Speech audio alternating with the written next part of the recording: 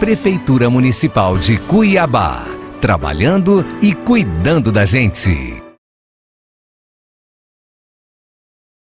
Olá, meu nome é professora Bernadette Luiza, sou professora de Geografia e hoje nós vamos trabalhar com os 8º anos. A temática da nossa aula de hoje é sobre a dinâmica populacional cuiabana.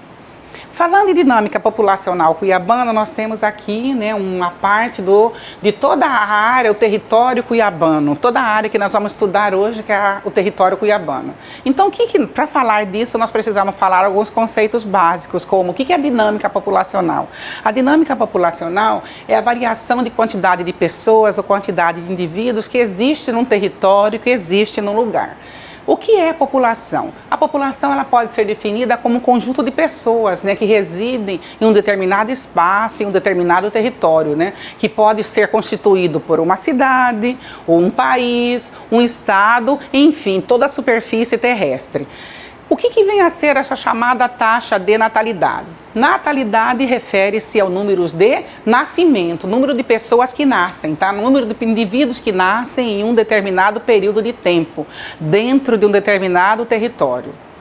O que vem a ser a chamada taxa de mortalidade? Mortalidade é a relação do número de óbitos de pessoas que falecem em um determinado período de um ano, Quer dizer, o número de pessoas que morrem no lugar, ou que morrem no Mato Grosso, Cuiabá, São Paulo, Rio de Janeiro, Manaus, etc. Então, nós estamos verificando nos últimos tempos, nesse momento de pandemia, que a população, o estado onde o índice maior de mortalidade são os estados de São Paulo, que pertence à região sudeste, e o estado também lá do Amazonas, lá em Manaus, onde o índice de mortalidade é muito grande, que está no nordeste. Então, a expectativa de vida, o que é esperança de vida, a expectativa de vida? É o número médio de anos que uma população pode esperar para viver, sejam mantidas com as mesmas condições assim do nascimento, do momento em que nasce, Isso aí está ligado à educação, à saúde, à assistência mesmo social, ao saneamento básico, à segurança, aos bens, aos índices de violência, e também a população vai viver bastante quando ela também tem a falta, por exemplo, quando não há presença também de guerras, de conflitos internos, Isso pode influenciar diretamente na esperança de vida. Por exemplo, a esperança de vida nas cidades pequenas, elas são melhores do que nas cidades grandes. Nas cidades maiores, como São Paulo, Rio de Janeiro, a expectativa de vida lá é menor do que nas cidades menores, onde o ar puro, a natureza colabora, o tipo de alimentação, o tipo de vida também que a pessoa leva, isso faz com que a esperança de vida de uma pessoa seja maior, tá? Quer dizer que ela vive mais. Outro índice importante que nós precisamos ver, que é chamado analfabetismo. O que é esse analfabetismo?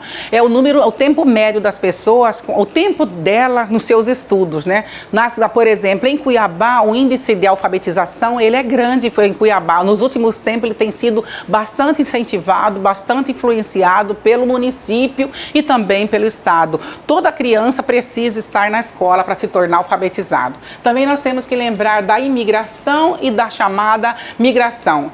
Emigrar é o número de indivíduos que chegam a uma determinada população, em um determinado território. Eu saio daqui, por exemplo, a minha saída daqui, por exemplo, para um outro país, para a Itália, por exemplo, ao sair daqui eu sou uma emigrante. Quando eu chego lá no país, eu sou uma imigrante, Então, a imigração refere-se a isso.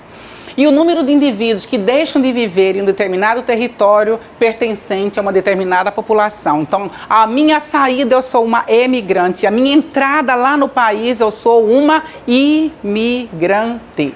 Então, quais são esses fatores que vão interferir em tudo isso, Vai ser o crescimento, precisamos ter para que a pessoa não saia de um lugar para o outro, para que ela não faça essa migração, essa imigração, ela precisa do quê? De ter naquele país políticas públicas de acolhimento, políticas públicas que vai fazer com que elas tenham melhores condições de vida, como saúde, educação, urbanismo, trabalho, e uma série de atividades. Também existem outros fatores, como os fatores políticos, por exemplo, Então, por exemplo, nós temos frequentes crises políticas nos países vizinhos, como a Venezuela, né, um caso, né, Bolívia, próximo aqui da região centro-oeste. Nós temos que as crises políticas, as guerras, né, as ditaduras e vários contingentes políticos fizeram com que esses migrantes, de forma livre ou forçada, eles foram obrigados a sair do seu país buscando refúgio no país vizinho, né? Então, aqui é o caso, por exemplo, de um repórter, de um imigrante venezuelano pedindo esmola, né, na cidade, né? Olha aqui, eu sou imigrante, por favor, me ajude a conseguir um emprego. Olha só, ninguém sai do seu país para o outro porque quer, devido à necessidade, né? E aí, além desse fator político, existem também os fatores naturais, né? Fatores naturais, que em muitos lugares aqui da América, principalmente aqui da América do Sul, né, com ocorrência de grandes desastres ambientais, né, como seca, frio intenso, terremotos, tsunami, isso fizeram com que, por exemplo, a população do Haiti, né, saísse lá do Haiti, lá da América Central, né, e viesse aqui para Cuiabá. A mesma coisa aconteceu também com esses imigrantes venezuelanos também, que além da ditadura que houve no país, né, momentos que eles passaram difíceis, fez com que eles viessem buscar refúgio aqui na cidade de Cuiabá, tá? Então, essa migração refere-se ao quê? Ao deslocamento populacional dentro do espaço geográfico, tá? De forma temporária, eles vêm de forma temporária ou de forma permanente. Eles podem ficar um tempo ou também eles podem permanecer, né, definitivamente no país, tá? Então, os fatores que vai provocar essa migração são o fator de ordem econômica. O que vem a ser esse fator de ordem econômica? É quando o migrante sai em busca de melhores qualidades de vida, em busca de melhores oportunidades, em busca de emprego, salários, estudo para seus filhos. Isso aí é muito comum, sobretudo onde? Nos países ou regiões subdesenvolvidas, tá? Muito comum isso. E outro fator também que faz com que esse imigrante saia é o fator cultural e o fator religioso. Ou seja, no caso desses grupos sociais que migram para outro local, com o qual se identifica como os muçulmanos que migraram para Meca, a fim de facilitar a prática de sua religião. Então, lá do Oriente Médio, por exemplo, eles saíram do Oriente Médio, aí eles vão para outros lugares para poder orar, né? E depois, devido às guerras, problemas que sempre existiu no Oriente Médio, então eles procuram refúgio em outros lugares, tá? Então, aqui eu tenho uma foto de alguns refugiados buscando asilo, no caso, são os refugiados venezuelanos buscando asilo aqui no Brasil, tá?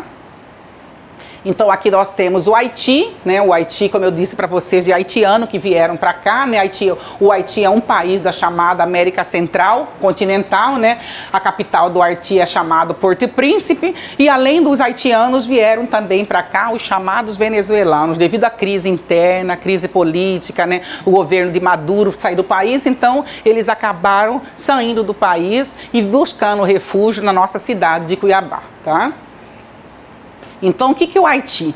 Por que o povo saiu desse país? Né? Eles saíram porque é uma nação economicamente mais pobre das Américas, né? O Haiti apresenta alguns problemas socioeconômicos, né? Semelhante a algumas nações também africanas, por exemplo, miséria, pobreza, taxa de analfabetismo elevada, né? Os serviços de saneamento básico, eles atingem uma pequena parcela da população do país, né? É uma população subnutrida, né? 58% do território, né? O índice de desenvolvimento humano, o IDH do país, também é baixo, né? 45% do povo que morava no Haiti são analfabetos. E outros problemas que o país tem, né?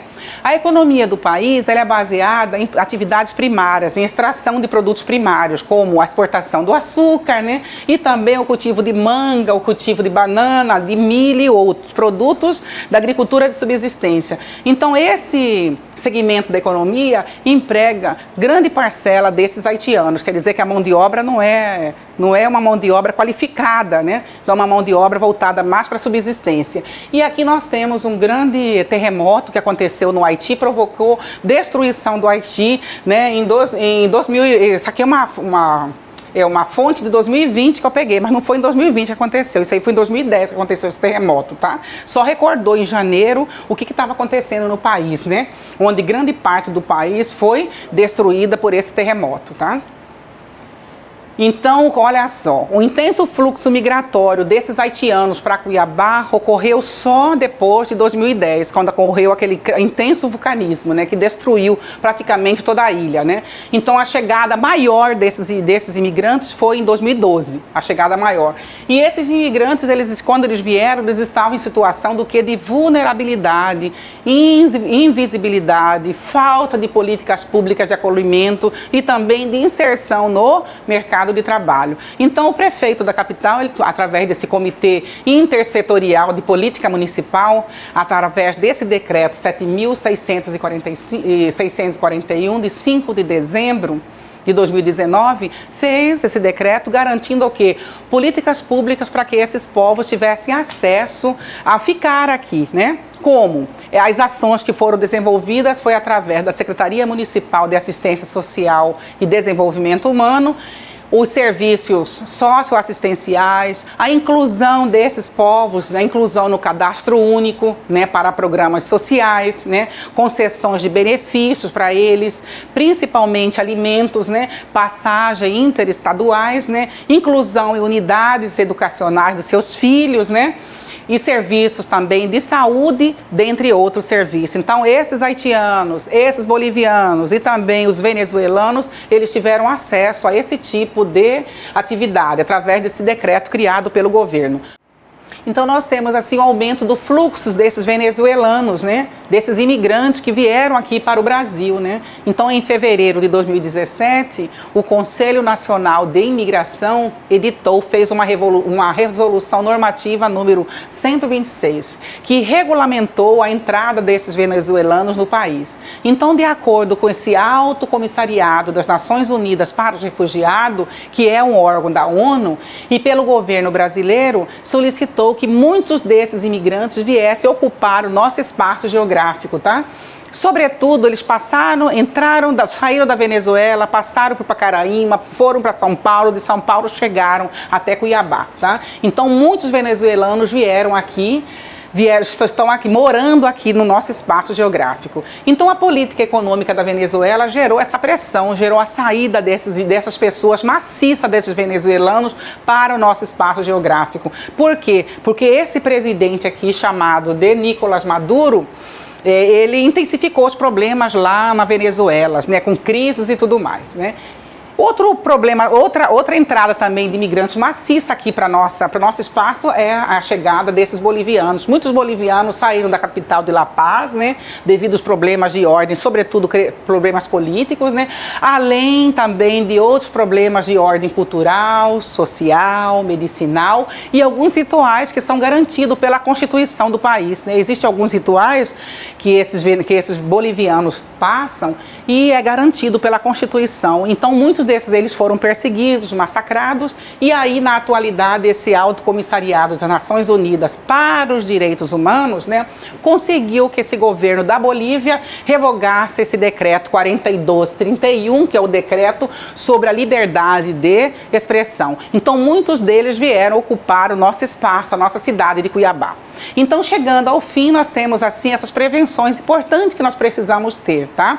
Primeiro, aqui a situação do coronavírus, quais são os problemas de congestão nasal, de febre, tosse, mas para se prevenir nós precisamos do quê? Lavar bem as mãos com água e sabão, usar álcool em gel, né? Evitar tocar os olhos, nariz e a boca, né? Evitar contato com pessoas doentes, né? Ficar em casa, né, quando estiver doente, mesmo agora nesse período de pandemia, para evitar que a proliferação do Covid, é importante ficar em casa, cobrir bem a boca, o nariz, né, e utilizar máscara e limpar e desinfetar bem todos os objetos que vocês tocarem, tá? Então fiquem em casa, aproveite esse momento e estudem bastante. E até a próxima aula.